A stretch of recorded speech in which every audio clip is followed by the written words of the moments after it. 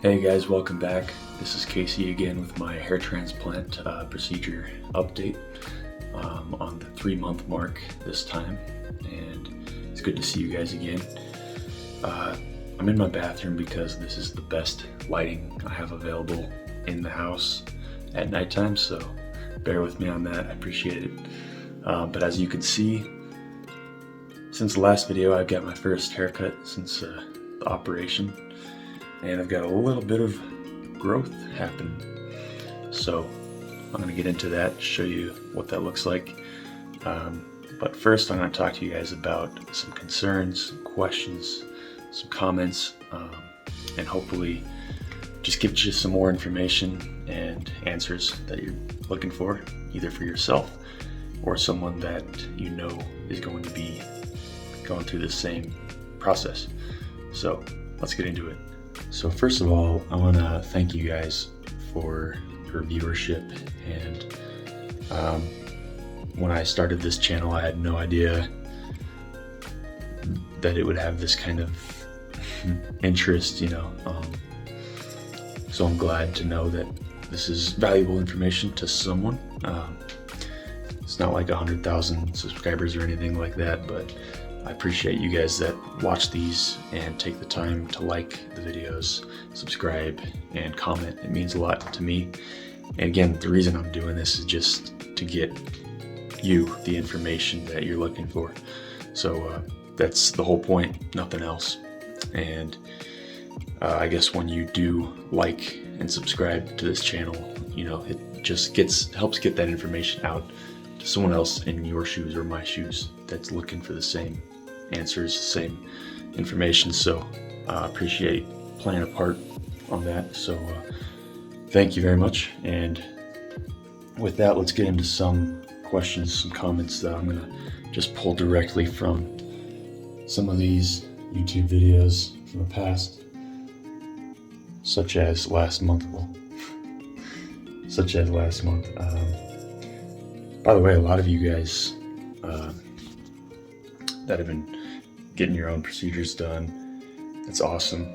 Congrats on the decisions, and I hope you all get the results that you're hoping for. And thanks for sharing your stories as well. So I get asked a lot, when is the right time to do a procedure based on my hair and my situation and how much hair I have left, that sort of thing, and how old am I? I guess to tell you my situation, I'm 27. I started balding around, 21. Started to be a little noticeable. I'll put some old pictures up again, just so those of you who haven't seen my hair before, kind of what that looks like. So I'm 27 now, got my procedure done 3 months ago, and I felt like probably ever since I was 23, 24, I didn't exactly feel confident or comfortable with my own hair anymore, and I would oftentimes cover it up. And this last year I just started covering it up all the time when I would be out and about, or at the gym, or at a restaurant, or a movie, anywhere I would go, I would cover it up, just because I was not, confident with it. Those of you who know what the Norwood scale is, I was about a Norwood 3, which basically just means how much your hair has receded or balded, and every person has a different Norwood scale, every person that's losing hair. So for example, a Norwood 1 would be hardly noticeable, a receding hairline, and a Norwood 4 or 5 would be, a lot of hair has been lost. So I was at about a Norwood 3-ish. Just depends on who you ask. So the first question I would ask someone who's asking me these questions is, are you comfortable with the amount of hair you have left? And oftentimes The answer is no. If someone's got the genetic of hair loss in the family, usually just it doesn't slow down, it doesn't stop unless you take, precautionary steps and action to make that happen, to save what hair you have left, or to at least, stop the hair loss. It's very rare that someone can actually regrow their hair in a significant amount once you have signs of hair loss, but it's very common and simple to stop the hair loss with supplements like Finasteride. The doctors at my clinic mentioned to me that had I not been on Finasteride for 2 years, I would have probably been more at a Norwood 3, closer to 4 possibly. So at 27 I would have my hairline up to about here, and I wasn't okay with that. So it just depends on your standard for your appearance, your aesthetics, whether you care about it or not in the first place. And I'm a person who has probably cared more than the average bear about the way I look. I just have a lot of adventures and plans that require, me and the way I look to be the best that I can make it. I have plans for YouTube in other areas of YouTube. I've got plans for fitness modeling, and in general, I just want to be more approachable, more attractive to the opposite mates, So those are reasons we gotta ask ourselves is, am I gonna be fine with my hair at the amount that I've lost, or not? And so those other questions come into play based on that. Another thing I hear pretty often from people is, I would love to get a hair transplant, but I can never afford it. I can never save up. In my case, it was $13,000, but most people's going to be less than that. They're afraid that they'll never save up enough for a hair transplant. And the fact of the matter is, you don't have to have it all saved up. Almost every case I've heard of now allows installments, whether it's the clinic themselves or a second party, medical credit kind of plan. So I'm on a care credit, account where I'm paying a certain amount per month until it's paid off, just like a car. So in most cases, it's basically like paying for an inexpensive car. So that's the way to consider it. This is a very financeable kind of procedure and choice. So it makes it more attainable for anyone who's looking to do it. So coming back to the question of when should I do a hair transplant, or if the question has been answered already, should I do a hair transplant? The next question is when.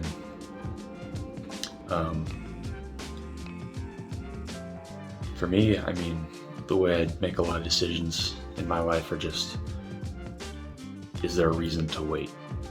And so I asked myself that, and I actually did have one reason to wait potentially a few months, and that's because I had a bodybuilding show, and I didn't want to lose the 8 days of working out in the gym so close to the competition, and I also didn't want to look strange on my scalp on stage in front of hundreds of people. But I decided that it was just enough time away from that competition that those things wouldn't be a problem, so I just went ahead and did it anyway. If you're going through another financial hardship, or you got a lot of travel plans scheduled, right around the time you're planning the procedure, I probably would wait until those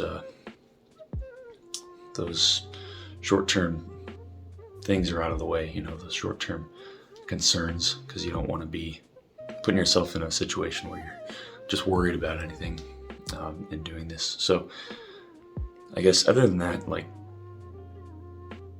I've heard that some fellas like to wait and see if they start taking Finasteride, for example, if it'll bring any of their hair back before they decide to get a surgery, a hair transplant. And in almost every case I've ever heard of, you don't actually get your hair back from Finasteride. Finasteride is very effective in stopping the hair loss, okay, but not bringing it back. So whatever level that you start taking Finasteride, your hairline is at, whether it's in the front or the top or the crown or all of the above, that's about where it's going to stay after you start taking Finasteride. But if you never start taking Finasteride and you've got that hair loss happening already, there's no telling how much hair you'll lose. So keep that in mind. Finasteride is definitely an important factor in my case. I can't recommend it legally to anybody, but something like a very, very small percent of people have the dreaded side effects that Finasteride is claimed to have by a few. So luckily I'm not one of those, and I've been taking it for 2 years, and it has solved the issue of my hair progressively disappearing. My short answer to that question is now. So, because why wait? It's up to you in the long term. Is if the reasons you are doing this in the first place are great enough, which this is a pretty big deal to have done, then what is there you're waiting on, So that's my perspective on the whole thing, and that's exactly what I did, And now 3 months into it, I'm another few months away from having a normal looking hairline and being much more confident, much more comfortable out in public, and I don't have to wear a hat every single day, every single week anymore. So that's, to me, a completely worthwhile decision, financially and time-wise, that I could have made. Right now, I mean, it's even looking like relatively normal head of hair from a distance and certain angles, because I'm able to utilize my hair that didn't disappear to cover the area that is now transplanted. So I'll give you a close look at that real quick. So it's literally the fake it till you make it concept. And most people aren't ever getting close enough to actually see that anything happened up there, and look relatively normal. So that's great. Yeah, anyways, I didn't want to make this too long of a video, so that's gonna do it for this one. But I appreciate you guys watching once again. Thanks a lot. I'm gonna keep them coming as the hair keeps coming. So stay tuned. If you haven't yet, please check out my other videos. I did the 1 day, 1 week, 1 month, and 2 month checkup day videos. So those have a lot of hidden questions and gems, that you might be looking for. So I'll put a card to that right here, so you can follow that and check some of those out too. Guys, thanks a lot. Hope you're all doing well, and stay healthy, stay well, and I'll see you next time.